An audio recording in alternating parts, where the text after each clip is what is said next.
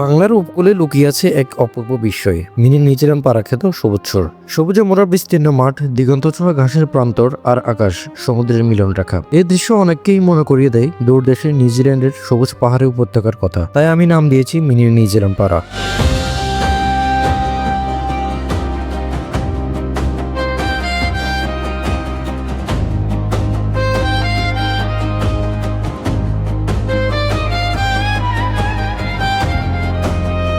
আসসালামু আলাইকুম ভিউয়ার্স, সবাই কেমন আছেন? আশা করি সবাই ভালো আছেন। আমি আলহামদুলিল্লাহ ভালো আছি। আপনাদেরকে এই মুহূর্তে সন্দ্বীপের যে নিউজিল্যান্ড পাড়াখ্যাত সবুজছড় আছে সেই জায়গা থেকে আপনাদের সবাইকে স্বাগতম জানাচ্ছি। আর আমি এই মুহূর্তে আছি হচ্ছে সবুজছড়ে, যেটার নাম আমি দিয়েছিলাম হচ্ছে মিনি নিউজিল্যান্ড পাড়া বলা যায়। কারণ হচ্ছে আমি একেবারে এখন সবুজের মধ্যমানিতে দাঁড়িয়ে আছি। আমার আশেপাশে, সামনে, পিছে, ডানে বামে সব দিকে হচ্ছে সবুজের সমাহার। আমি যদি আপনাদেরকে দেখাই, এই হচ্ছে সামনে যত দূর চোখ যায় তত দূর হচ্ছে সবুজের সমাহার। অনেক বড় একটা চর আর খুবই সুন্দর একটা জায়গা সন্দ্বীপের মধ্যে। আর সামনে একটা খাল আছে, এই খালটা পেরিয়ে হচ্ছে নতুন চরে যাওয়া যায়। যে চরটার নাম হচ্ছে চর হুদ্রাখালী। এটা কিন্তু সন্দ্বীপের সাথে সংযুক্ত। এ ধরনের আরও অনেকগুলো চর যে ঘটছে, যেগুলো হচ্ছে সন্দ্বীপের সাথে সংযুক্ত। আর আপনারা যদি এখানে আসেন, এখানে আসলে আপনারা এখান থেকে সুন্দর একটা ভিউ উপভোগ করতে পারবেন। আপনি এনি টাইম এই জায়গাটিতে আসতে পারেন। এই জায়গায় সকাল হোক বা বিকেল হোক, দুপুর হোক, যে কোনো টাইমে আসতে পারেন। আসলে কিন্তু আপনি সুন্দর একটা ভিউ উপভোগ করতে পারবেন। আর এখন হচ্ছে জোয়ার চলমান, সেজন্য হচ্ছে এখন নদীতে পানি আছে। নদীতে আপনাদেরকে দেখাই, দেখেন নদীতে এখনও কিন্তু জোয়ার চলমান, সেজন্য নদীতে পানি। যখন হচ্ছে বাটা হলে কিন্তু এটা একেবারে শুকিয়ে যায়, শুকিয়ে শক্ত হয়ে যায় মাটি। তখন হেঁটে হেঁটে হচ্ছে ওই পারে যাওয়া যায়, অর্থাৎ ওইখানে যে নতুন চর আছে সেখানে যাওয়া যায়। আর পুরা এরিয়া, বিশাল এরিয়া জুড়ে হচ্ছে, এই পুরা বিশাল এরিয়া হচ্ছে সবুজ চর, যেটাকে আমি নাম দিয়েছি হচ্ছে নিউজিল্যান্ড পাড়া। আপনি যদি এখানে ধানের মৌসুমে আসতে পারেন, সবচেয়ে সুন্দর একটা ভিউ পাবেন, এখানে সেরা একটা ভিউ পাবেন এই সবুজ চরে। আর যদি বর্ষার মৌসুমে আসতে পারেন তাহলে তার কথাই নেই। অর্থাৎ বর্ষাকাল বলেন বা গ্রীষ্মকাল বলেন, যে কোনো টাইমে কিন্তু এখানের সৌন্দর্য কিন্তু অপরন্ত থাকে। কখনো কিন্তু এটা সৌন্দর্য কমে না, বরং দিন দিন এটা সৌন্দর্য বৃদ্ধি পেতে থাকে। আর চাইলে হচ্ছে এখানে যখন ভাটা থাকে তখন হচ্ছে আপনারা চাইলে হেঁটে হেঁটে হচ্ছে এই নতুন যে চর আছে সেগুলোতে আপনারা এক্সপ্লোর করতে পারবেন। ওভারঅল বলা যায় খুবই সুন্দর একটা জায়গা এবং খুবই পরিমার্জিত একটা জায়গা। যদি না আসেন তাহলে কিন্তু বুঝতে পারবেন না, যতক্ষণ না আপনি স্বচক্ষে এই জায়গাটা দেখতে পারবেন। অর্থাৎ খুবই সুন্দর একটা জায়গা, একদম রিল্যাক্সিং একটা জায়গা বলা যায়।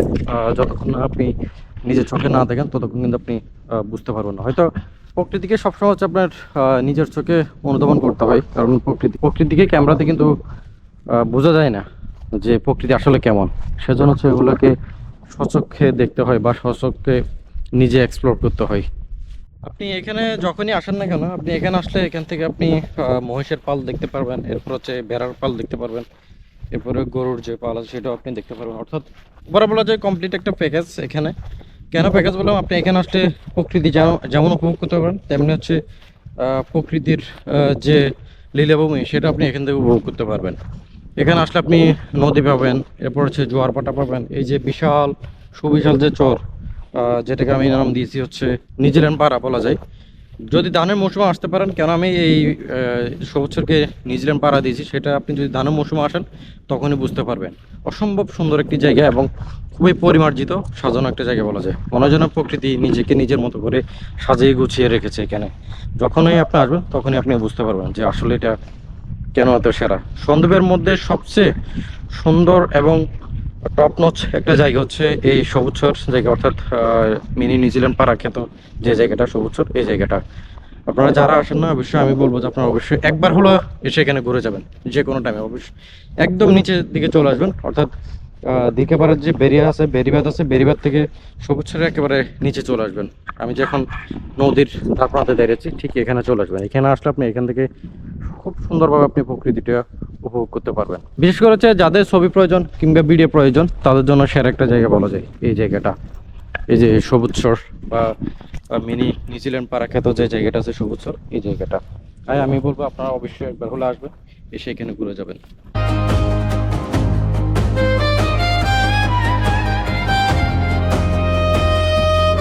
সবুজচর অবস্থিত সন্দ্বীপ উপকূলীয় অঞ্চলে নদী আর সাগরের মিলিত স্রোতে জন্ম নেওয়া এই চর প্রকৃতির নিজস্ব ছোঁয়ায় হয়ে উঠেছে এক স্বপ্নীল প্রান্তর। একসময় এখানে ছিল মানুষের বসতি, ঘরবাড়ি, উঠান, কৃষি জমি, চিরজীবনের স্পন্দন। কিন্তু কালের বিবর্তনে নদী ভাঙনের করাল গ্রাসে সেই বসতভিটা হারিয়ে যায় নদীগর্ভে। মানুষ সরে যায়, স্মৃতি থেকে যায়।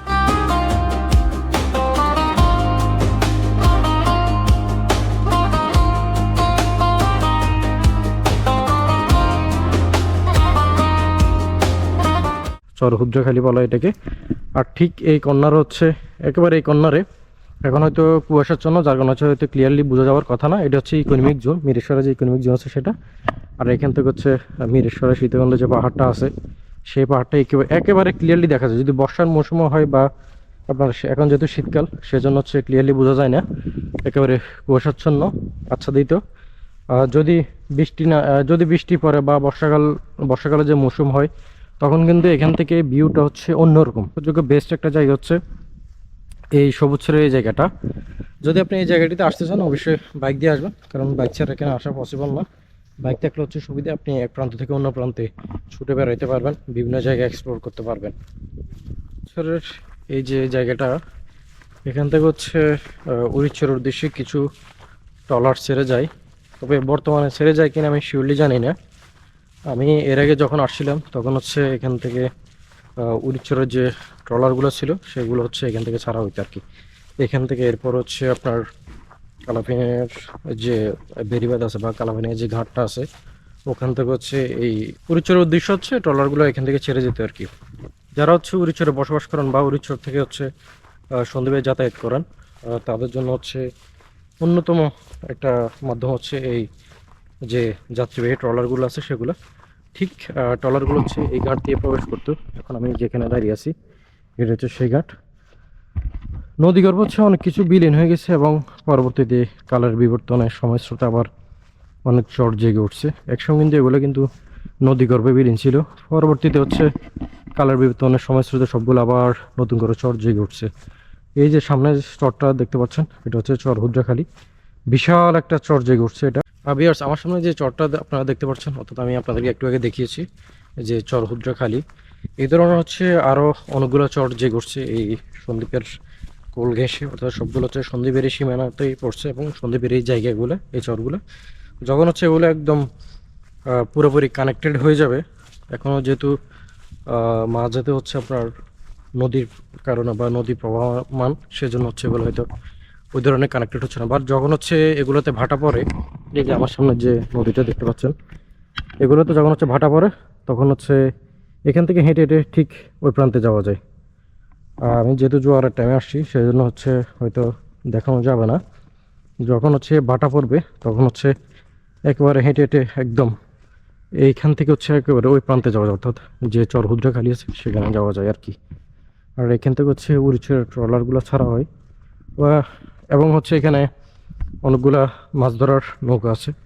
এর সামনে একটা আছে, এরপর হচ্ছে আবার ওদিকে কিছু আছে। আর ঠিক এই কর্নার হচ্ছে ইকোনমিক জোন, মিরেশ্বরের যে ইকোনমিক জোন আছে সেটা। আর এর কর্নার হচ্ছে আবার ডোমখালি ফেরিঘাট, ডোমখালিঘাট আর কি। ডোমখালিঘাট দিয়ে হচ্ছে আপনি চাইলে মিরেশ্বরে যে বারোয়ারহাট আছে সেখানে যাওয়া যায় আর কি, অর্থাৎ ডোমখালিঘাট দিয়ে গেলে হচ্ছে আপনি সেখানে নামতে পারবেন। এ হচ্ছে সেই নদী। এখন যেহেতু জোয়ারের পানি প্রবাহমান সেজন্য হচ্ছে আপনাদেরকে দেখাতে পারলাম না, বাট যখন হচ্ছে ভাটা পড়ে তখন হচ্ছে একেবারে এখান থেকে হেঁটে হেঁটে একদম ওই যে সামনে চরটা দেখতে পাচ্ছেন এই চরে যাওয়া যায় আর কি। আপনারা জানেন যে রিসেন্টলি গ্রামীণফোন তাদের একটা নতুন অ্যাড মেক করছে। এই অ্যাডটা মেক করছে ঠিক এই জায়গাটিতে, আমি এখন যে জায়গাটিতে দাঁড়িয়ে আছি এই জায়গাটিতে হচ্ছে তারা একটা মেক করছে এই এই জায়গা, এবং হচ্ছে সামনে যে জায়গাটা আপনাদেরকে দেখেছি যে হুদ্রাখালি নতুন চর, আরও কয়েকটা জায়গা মিলেছে তারা এখানে তাদের যে নতুন অ্যাডটা তারা মেক করছে ঠিক এই জায়গাটিতে করছে আর কি। গ্রামীণফোনের কিছু থাক বা না থাক তাদের কিন্তু বিজ্ঞাপনগুলো খুব সুন্দর হয়। আর ঠিক আমি এখন যে জায়গাটিতে দাঁড়িয়েছি এখান থেকে হচ্ছে তারা তাদের যে নতুন বিজ্ঞাপন সেটা তারা এখানে মেক করছে আর কি। যদি প্রকৃতিকে উপভোগ করতে চান সেক্ষেত্রে হচ্ছে প্রকৃতির ধারা আসতে হবে। প্রকৃতির ধারা যদি না আসেন তাহলে কিন্তু আপনারা প্রকৃতি উপভোগ করতে পারবেন না। ঘরে বসে কিন্তু প্রকৃতি উপভোগ করা যায় না, বা মোবাইলে ছবি দেখে কিংবা ভিডিও দেখে বা ব্লগ দেখে হচ্ছে প্রকৃতিকে উপভোগ করা যায় না। তাই আমি বলবো হচ্ছে আপনারা যদি প্রকৃতিকে উপভোগ করতে চান সেক্ষেত্রে হচ্ছে আপনারা অবশ্যই প্রকৃতির ধারা আসতে হবে, প্রকৃতির ধারা আসবে, প্রকৃতির ধারা আসলে আপনারা প্রকৃতিকে উদাসীনভাবে বিলাসীনভাবে আপনারা উপভোগ করতে পারবেন।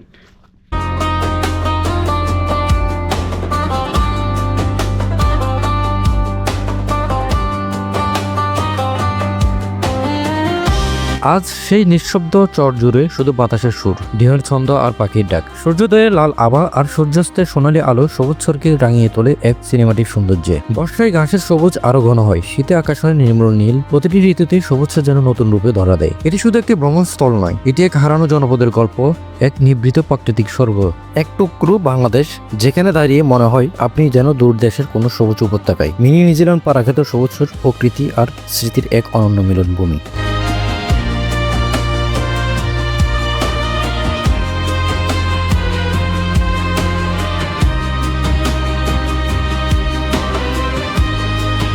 সো ভিউয়ার্স, আপনাদের সাথে দেখা হবে নেক্সট ভিডিওতে বা নেক্সট ব্লগে। আজকের মতো সবুজের এই সবুজ উদ্যান থেকে, এই সবুজ দিগন্ত থেকে আপনাদেরকে জানাচ্ছি বিদায়। ইনশাল্লাহ আপনাদের সাথে দেখা হবে নেক্সট ভিডিওতে বা নেক্সট ব্লগে। আসসালামু আলাইকুম।